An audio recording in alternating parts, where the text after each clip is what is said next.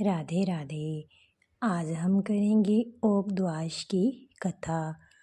इसे ओक द्वादश या बचबारस भी कहते हैं। चलिए सुनते हैं ओक द्वादश की कथा।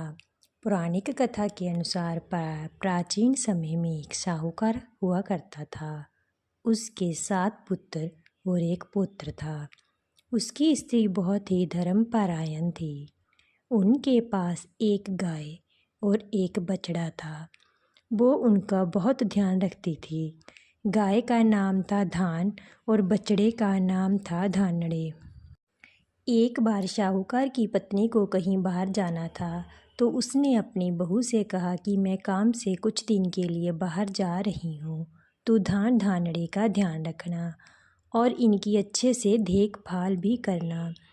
बहू ने हाँ कर दिया। एक दिन वो घर के कामों में व्यस्त थी और गाय के पीछे पीछे बछड़ा घर से निकल गया। बहू को लगा कि वो गाय के साथ गया होगा और उसके साथ ही वापस आ जाएगा, परंतु वो गाय के साथ वापस नहीं आया।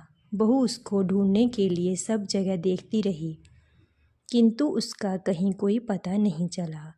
बछड़े के लापता हो जाने से गाय ने भी खाना पीना छोड़ दिया और बछड़े के दुख में उस गाय ने भी उनका घर त्याग दिया और वहाँ से चली गई।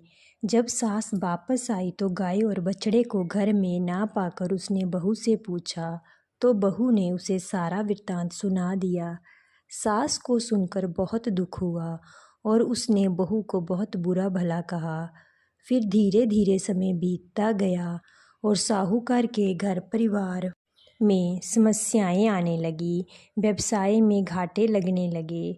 उनके कुएं, तालाब, खेत खलियान सब सूखने लगे। स्थिति बद से बदतर होने लगी। यह सब होता देखकर साहूकार की पत्नी ने अपनी बहू को सभी चीज़ों का जिम्मेदार ठहराना शुरू कर दिया। इससे परेशान होकर बहू अपने पिता के घर चली गई। उधर साहूकार एक बहुत ही सिद्ध पंडित के पास गया और उसको सारी समस्या बताई। उसकी सभी बातें सुनकर पंडित जी ने कहा, तुम्हारे परिवार की वजह से एक गाय को अपना बछड़ा खोना पड़ा है और उसी के कारण तुम्हारे साथ ऐसा हो रहा है।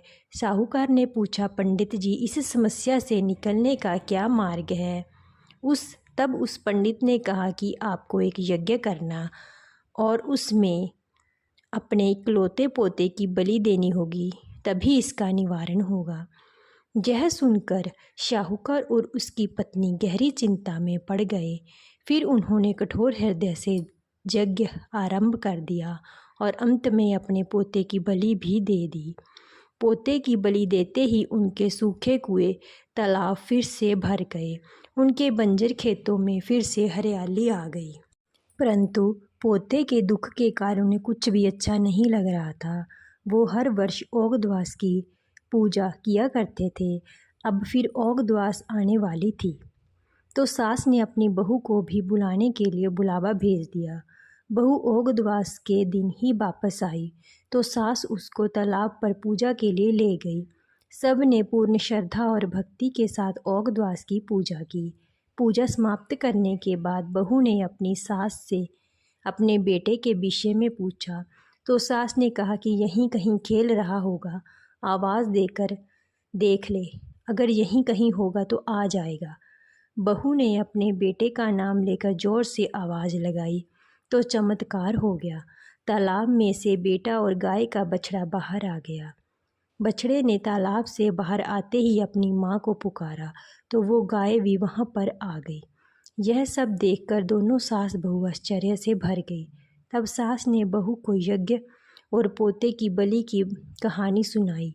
फिर सास ने बहू को कहा कि यह सब तेरे ही भाग्य से हुआ है, तू मुझे क्षमा कर दे। मैंने क्रोध में तुझे बहुत बुरा भला कहा था। तब बहू ने कहा, नहीं माता जी, यह सब तो ओक द्वादश माता की कृपा है। यह उन्हीं का आशीर्वाद है जो मेरा पुत्र मुझे पुनः प्राप्त हुआ है। यह बात पूरे नगर में फैल गई कि ओक द्वादश माता की कृपा से साहूकार का मृत पुत्र पुनः जीवित हो गया।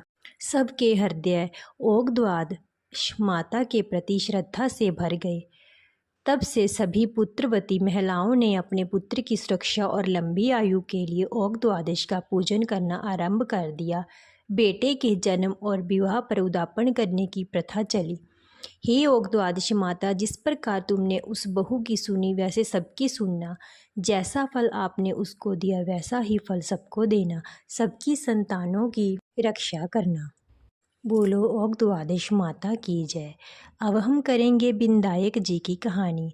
पौराणिक कथा के अनुसार भगवान विष्णु और लक्ष्मी जी का विवाह होने जा रहा था। भगवान विष्णु के सभी देवताओं की सभा बुलाई। सभी देवता सभा में उपस्थित हो गए। वहाँ पर विष्णु जी के विवाह में जाने के लिए चर्चा होने लगी।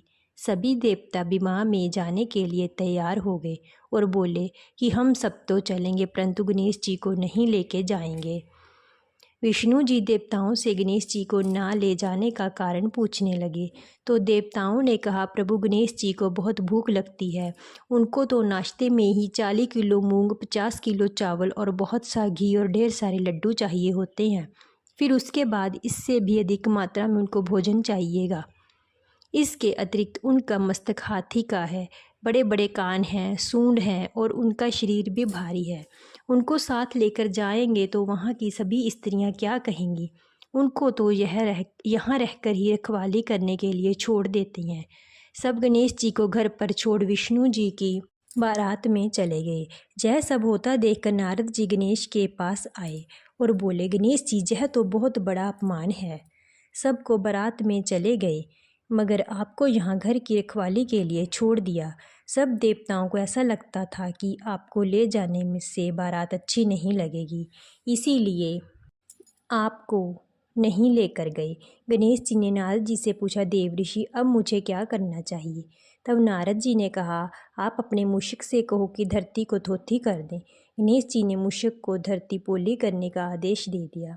धरती के थोथी होने से भगवान विष्णु जी का रथ का पहिया धरती में धंस गया। सभी ने रथ को निकालने का प्रयास किया लेकिन सफल ना हो सके।